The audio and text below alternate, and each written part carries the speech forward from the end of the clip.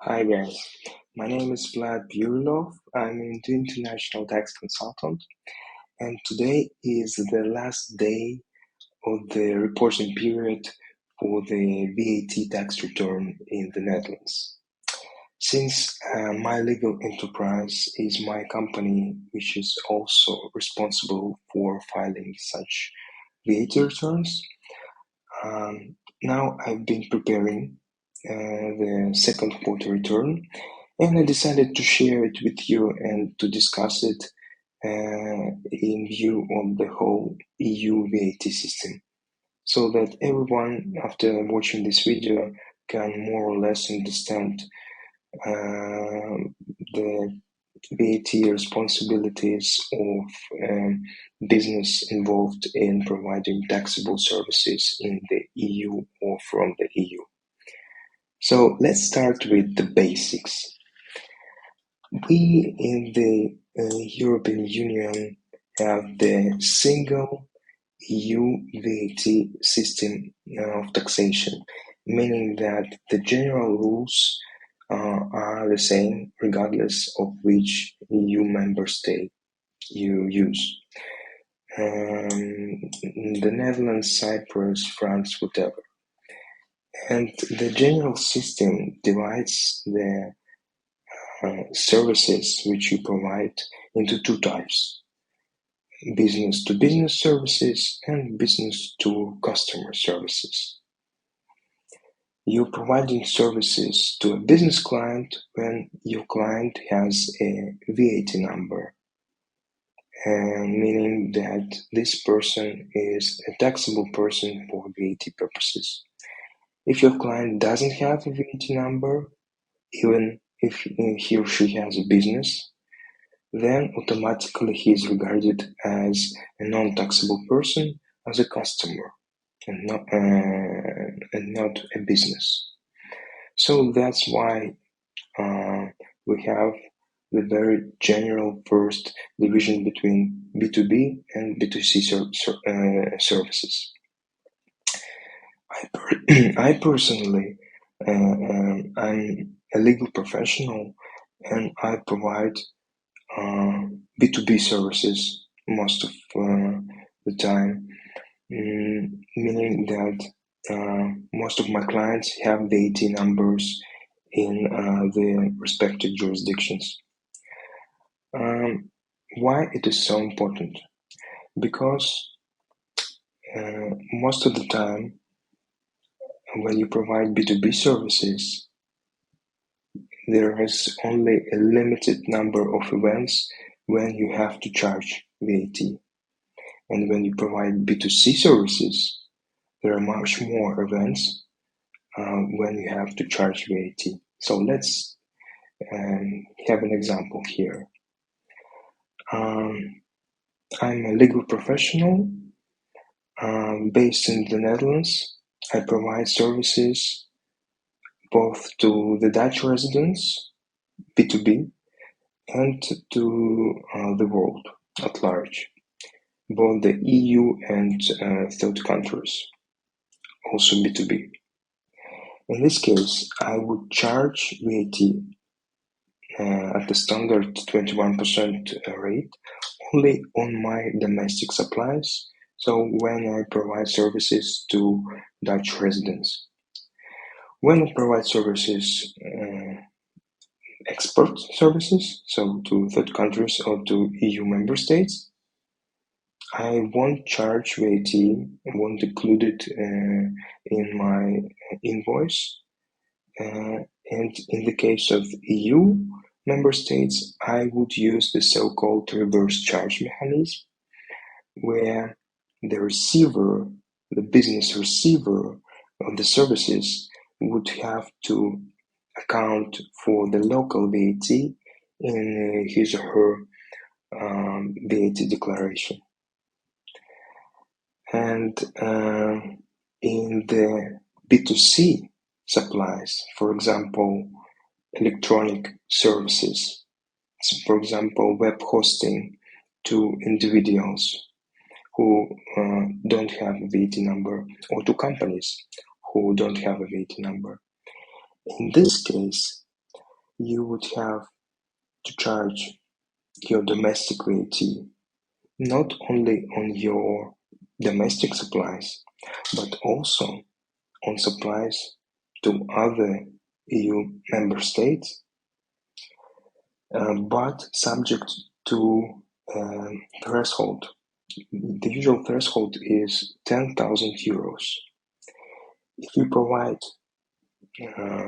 B2C services, for example, from the Netherlands to Cyprus, and you exceed or expect to exceed this threshold of 10,000 euros, then you have to register locally in Cyprus for VAT purposes and start charging the local VAT. And you can imagine that if you exceed this threshold for each of 27 EU member states, then you have the administrative obligations of registering in each of these member states, which is overwhelming. For this purpose, there was developed this so-called one-stop shop regime, whereby you can just register once in the country of your residence, in my case in the Netherlands, on the website of the Belastingdienst, in the special section one-stop shop. I have it here, Uniregeling registratie, and then you don't have to register in each of the member states. You can just levy the local B2C VAT rate of each EU member state where you provide these B2C types of services. Of course, this is not universal for every type of B2C service. This particular situation is applicable, for example, to electronically supplied services. This is the Article 7 from the EU VAT implementing regulation, which defines electronic supply services. An example of such services can be web hosting, provision of software, provision on online marketplace, telecommunication services. So in this particular situation, you would have, in most cases, because you exceed the threshold, to charge the local VAT either by registering with each of the member states or by using the one-stop shop regime. So this is why the B2C supplies are much more complicated and much more administratively burdensome than the B2B supplies. And on the high level, what is also worth mentioning is that apart from the taxable supplies, we have non-taxable supplies. Basically, they're called exempt supplies. So if we talk about services, think of financial services or education services or services of authors, composers, journalists, fundraising, supply of immovable property.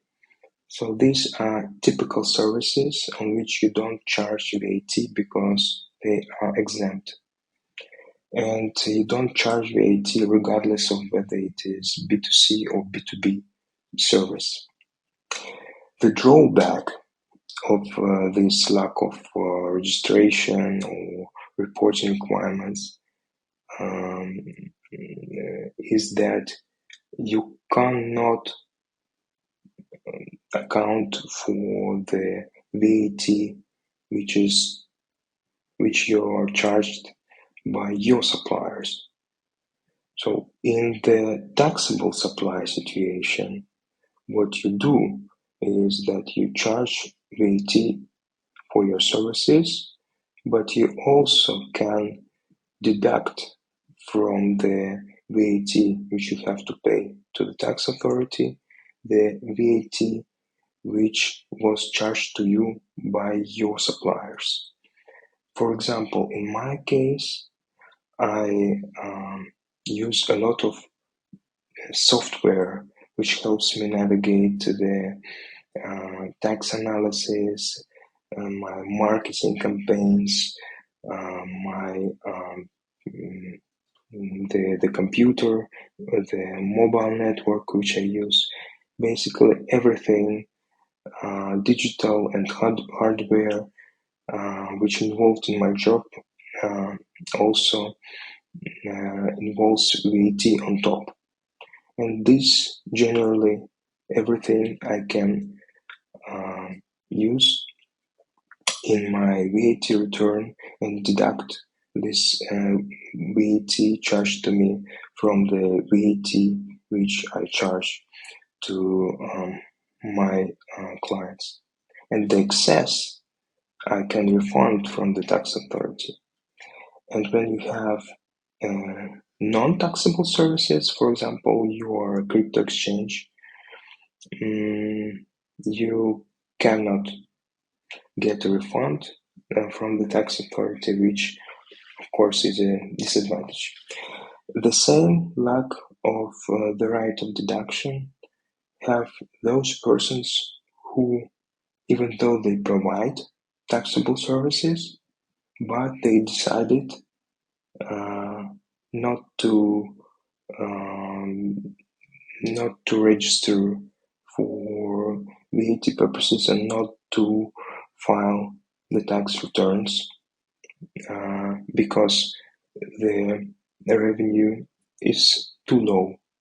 In the case of the Netherlands, you have to apply for the specific exemption, and if the threshold of your revenue doesn't exceed 20,000 euros per year.